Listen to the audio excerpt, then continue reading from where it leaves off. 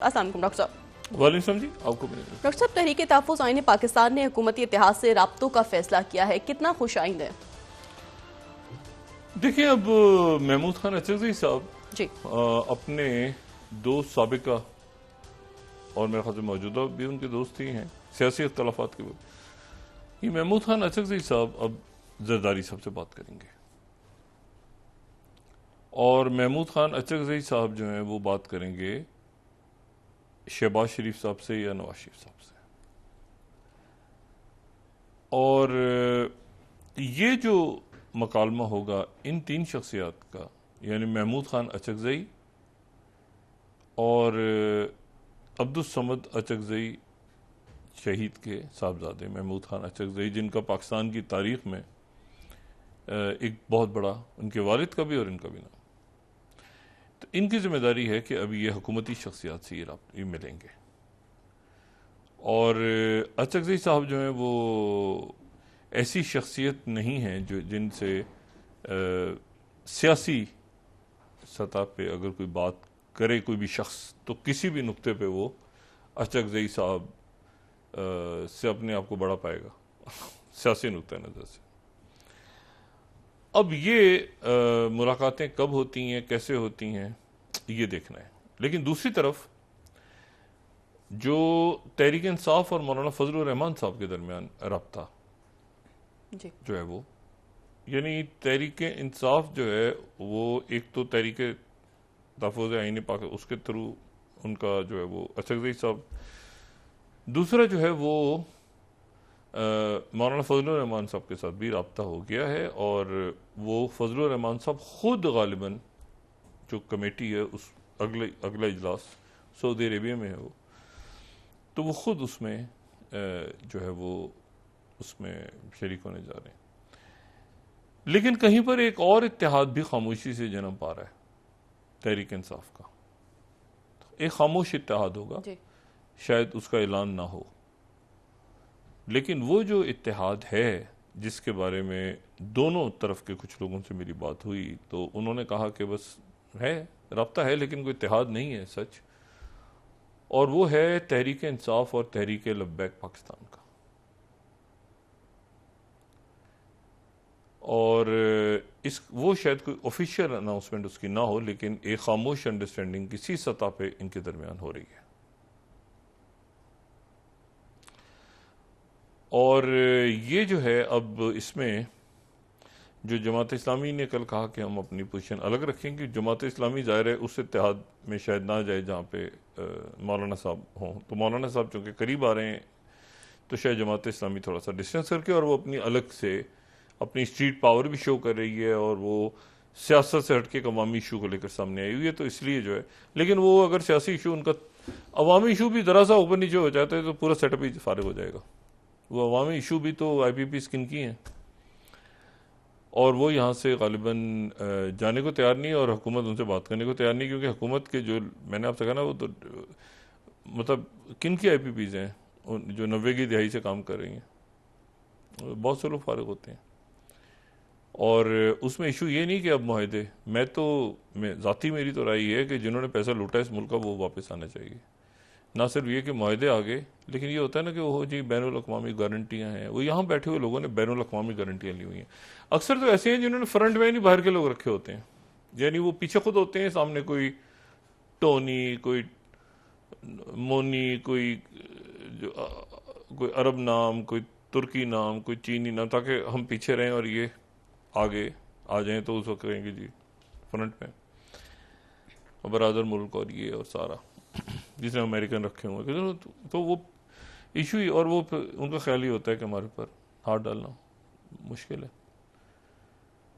12 मुल्कों की नशरियतें लोगों के पास, 12 मुल्कों के पासपोर्ट्स हैं, तो वो अपना पूरा एक अरेंजमेंट करके बैठे होते हैं कि भाई ये कल को सूरत हाल ऐसी हो तो हम सबसे पहले तो हम यहाँ से बचें।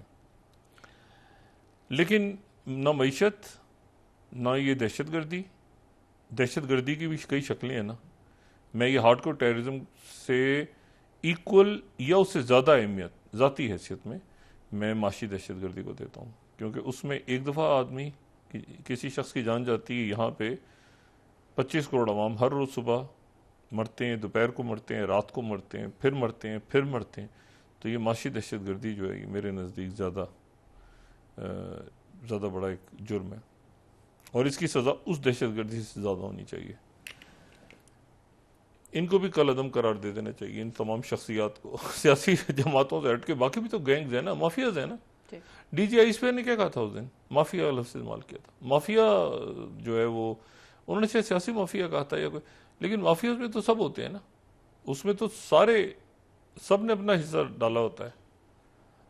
तो वो चाहे ये IPPs के पीछे चले गए अगर जमात इस्लामी वाले से, इन्होंने अगर 50%, इन्होंने सिर्फ माहिदे खुलवा के पब्लिक के सामने रख दी है ना कि इसका कौन कौन है इसमें, तो बस समझे कि बाकी काम।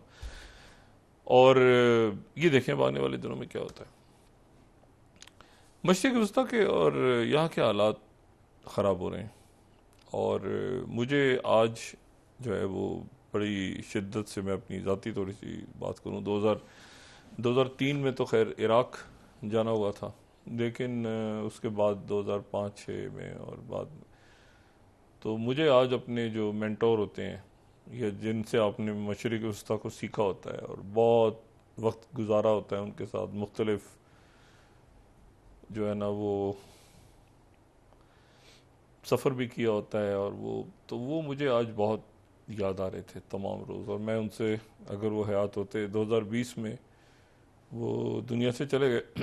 जो हमारी नई नस्ल है शायद उनको ना जानती हो, लेकिन मेरा ख्याल है पाकिस्तान में बहुत ज़्यादा लोग उनको जानते भी हैं, रॉबर्ट फिस्क को, और उनके साथ बड़ा वक्त गुजरा। तो कोविड के दौरान उनकी डेथ हो गई थी और बंद था सारा, आयरलैंड में उनकी तदफीन हुई। तो रॉबर्ट फिस्क को आज मैं याद कर रहा था और उनसे उन्होंने बहुत कुछ सिखाया। और उनके साथ ये जो मैं सफ़र करता तो मैं एक तरह से उनके पीछे पीछे, एक हमारा ग्रुप था, मैंने तस्वीर को थोड़ा सा बाकी तो पाकिस्तान से मैं था, एक वाशिंगटन पोस्ट के हमारे साथी बड़े ज़बरदस्त हैं, वो एक न्यूयॉर्क टाइम्स के एक इंडिया के बड़े एडिटर हैं, वो भी रॉबर्ट फिस्क, मतलब एक हमारा एक कहते हैं ना एक अपनी माफिया थी छोटी सी जो मूव करती थी। रॉबर्ट फिस्क हमारे जो है ना मेंटोर थे।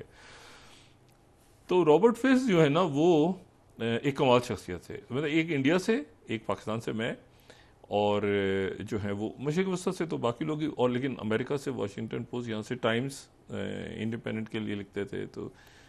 तो इनके साथ, और कमाल की इनकी अरबी होती थी और इनकी इतनी इज्जत थी वहाँ। ये 1975-76 से शायद आके वहाँ आबाद हो गए थे, बैरूत में ही रहते थे। तो इनके साथ फिर इन्होंने साबिर शतीला कैंप्स, और फिर इन्होंने जो है वो उसामा बिन लादेन का एक इंटरव्यू जो बहुत बड़ा सा यहाँ पे दुनिया में छपा था, जिसमें वो घोड़े पे बैठे वो भी इन्होंने किया हुआ था। फिर इन्होंने ईरान का इनकलाब कवर किया हुआ था। बड़ी नॉलेज, बहुत इंटेंस, और इतना अच्छा और खूबसूरत आदमी था ये रॉबर्ट फिस्क। तो मैं आज इनको मिस कर रहा था बहुत ज़्यादा, और मैं ये सोच रहा था कि उस वक्त सिर्फ इन्होंने ये बताया था कि दाहिया का जो इलाका है, दाहिया में बड़े हिजबुल्लाह वाले भी इनकी बड़ी इज्जत करते थे, क्रिश्चियंस वहाँ पर थे वो भी बड़ी इज्जत करते थे, जो सुन्नी, मतलब तमाम लोग। और सीरिया तो ये ऐसे आते जाते थे, अरबी ऐसे बोलते थे कि आदमी परेशान हो जाता था। तो इनकी जो पिटी द नेशन और बाकी जो इनकी किताबें हैं, वॉर ऑफ सिविलाइजेशन और बाकी सारी, वो नई नस्ल को तो मैं सजेस्ट करूंगा कि बराह करम अगर मशरिक़ वस्ता को समझना है तो इनकी बुक्स आप जरूर पढ़ें, ग्रेट वॉर ऑफ सिविलाइजेशन। तो अब उस वक्त इन्होंने मुझे कहा था कि दाहिया डॉक्ट्रिन ये बड़ा जिक्र करते थे, क्योंकि 2005-06 में दाहिया, हिजबुल्लाह की क़यादत दाहिया में मुकीम है ना, सैयद हसन नसरुल्लाह। वैसे एक तरह से ऑफिस है सिंबॉलिकली, लेकिन वो वहाँ पर होते नहीं है।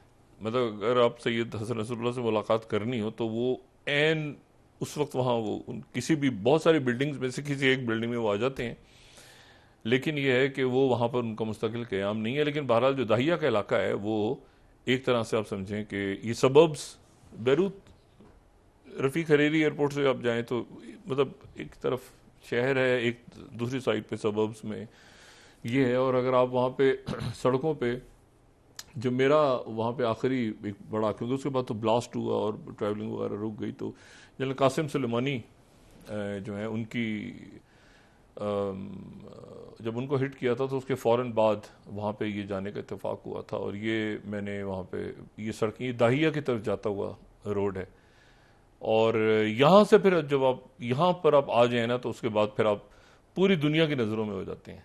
मतलब पूरी दुनिया आपको देख रही होती है कि ये कौन सी गाड़ी, कौन सा शख्स ये दाहिया के इलाके में दाखिल हुआ है। और आपको जाहिर है कि फिर ट्रैवल करते करते तो दाहिया के इलाके में जो मैं वहाँ पर काफ़ी जाहिर है कि वहाँ परमिशन, और एक वहाँ पे जगह जहाँ पे जो है वो मुख्तलिफ लोग जो हिज़्बुल्लाह और हमास के लोग जो लेबनान के अंदर जो हैं वो अपनी जानों से गए, जिनको निशाना बनाया गया, ये दाहिया का इलाका है। तो ये जो जगह है ना, यहाँ तो नो एंट्री, यहाँ तो पहुँच ही नहीं सकता कोई, जहाँ पर मुझे उन्होंने एक्सेस दी, ये मैं खड़ा हुआ हूँ इत्तेफाक से। अच्छा, ये जो है ना, ये मुख्तलिफ लोग जो वहाँ पे निशाना बने इसराइल का, तो ये उनकी जो है ये उनकी यहाँ पे तदफीन हुई हुई है दाहिया के अंदर। और पीछे जो आपको वो नज़र आ रहे हैं वो उनके वो आप समझ लें कि मुजस्मे तो नहीं, जैसे होते ना हार्ड बोर्ड के ऊपर उनकी वो हर जो कब्र है उसके पीछे वो उनकी तस्वीर रखी हुई है, कुरान शरीफ, और ये जो है ना पीछे उनके। तो यहाँ तक मुझे यहाँ पर एक्सेस नहीं देते, किसी को भी नहीं आने देते बाहर से।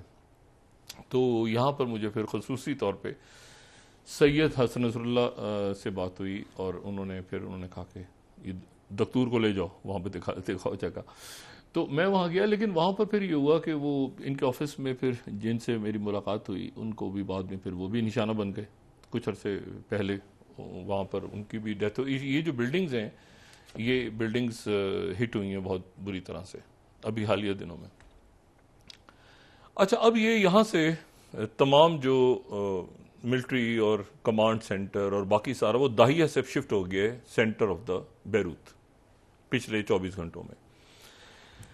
और देखना भी है कि ईरान जो है वो किस तरह से, ईरान क्या करता है, हिजबुल्लाह का क्या नुक्ता नज़र है, और इसमें जो है वो सीरिया और बाकी ममालिक की तरफ से क्या रिएक्शन आता है, और जंग ये कहाँ तक फैलती है। वहाँ पर नेतन्याहू और वो टेलीफोन्स वो भी बंकर्स में चले गए हैं सारे, और अपने सैटेलाइट फ़ोन्स, स्पेशल जो भी इंटेलिजेंस एजेंसीज के पास एक ख़ास किस्म के फ़ोन्स होते हैं, वो ये सारे मुल्कों की मीन सारे मुल्कों की, वो अगर आपस में कोऑर्डिनेट करते हैं तो वो फिर इन टेलीफोनों से नहीं कर रहे होते।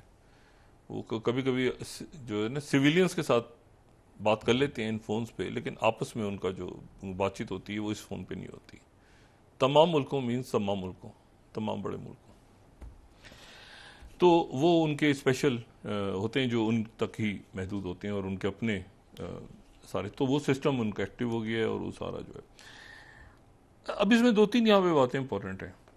पहली तो ये है कि जो ईरान में है अभी तक ये कन्फ्यूजन है कि वो क्या उसको हिट किया मिसाइल ने, या उसको हिट किया किसी प्रोजेक्टाइल ने, जहाँ पे इस्माइल हानिया की